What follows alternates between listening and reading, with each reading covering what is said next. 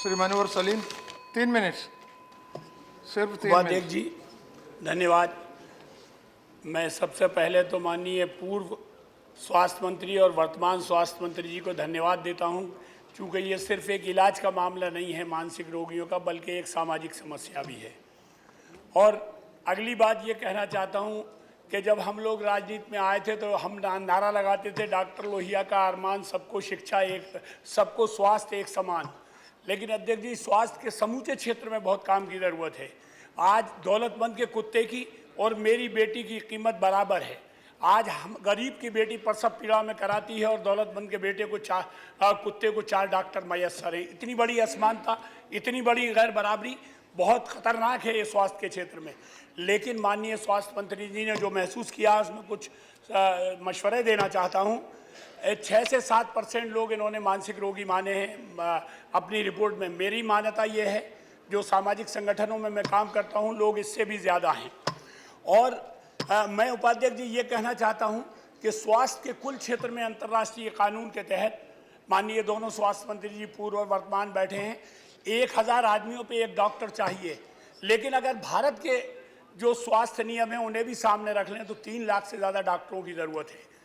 और उसमें मानसिक रोगियों की स्थिति यह है कि जिस तेज़ी से बढ़ रही है, मानसिक रोगी 2 तरह के होते हैं। एक तो माँ के गर्भ से पैदा होता है एक ऐसा बच्चा जो अभावग्रस्त होता है, माँ को पूरा भोजन नहीं मिल रहा होता है, गरीबी का शिकार होता है, या और कोई मेडिकल कारण होते हैं। दूसरा, हालात का शिकार होकर मानसिक रोगी होता है आदमी।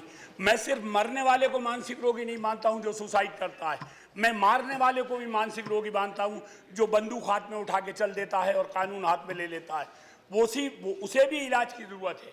मैं ये कहना चाहता हूं, मैं उपाध्यक्ष जी, मैंने माननीय स्वास्थ्य मंत्री जी आपसे कहना चाहता हूं उपाध्यक्ष जी के जरिए, मैंने ऐसी महिलाएं भी देखी हैं जो मानसिक रूप से पागल हैं और इसके बाद भी सामाजिक भेड़ियों ने उनकी ऐसी दुर्गति करी कि उनके गर्भ से बच्चा पैदा हुआ। मैं उल्लेख नाम लेके नहीं करना चाहता, लेकिन हमें ये चाहिए कि जब मानसिक रोगियों के लिए हम अस्पताल बनाएं, स्वास्थ्य केंद्र बनाएं, तो उसमें महिलाओं और पुरुषों को अलग करें ताकि उस सेपरेसी से उनकी इज्जत की हिफाजत भी हो सके।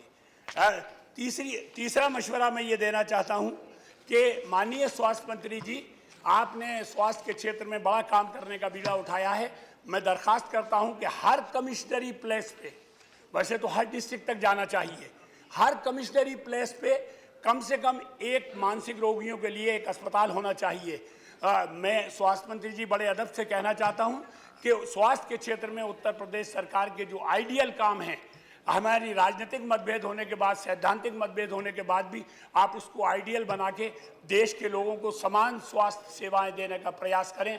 आपने मुझे वक्त दिया, इसके लिए बहुत शुक्रिया। Thank you, Honorable Minister. Now, Honorable Minister. Now, no clarification will be after reply, not now.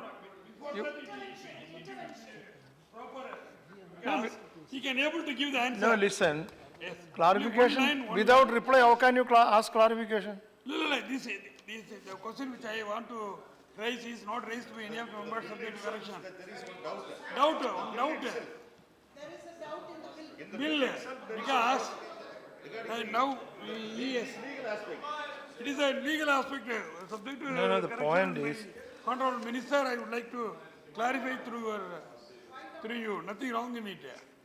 Because the class 124 there is an amendment given by the Honorable Minister in which the term mental No, at illness that has time, been taken up. when that amendment is moved, at that time you raise it. When that amendment is moved, Yes. you then- can ask the minister Then the rationale of the amendment. I stand to correct. Yeah, that you do at that time. This is not the time. Okay. Okay, Honorable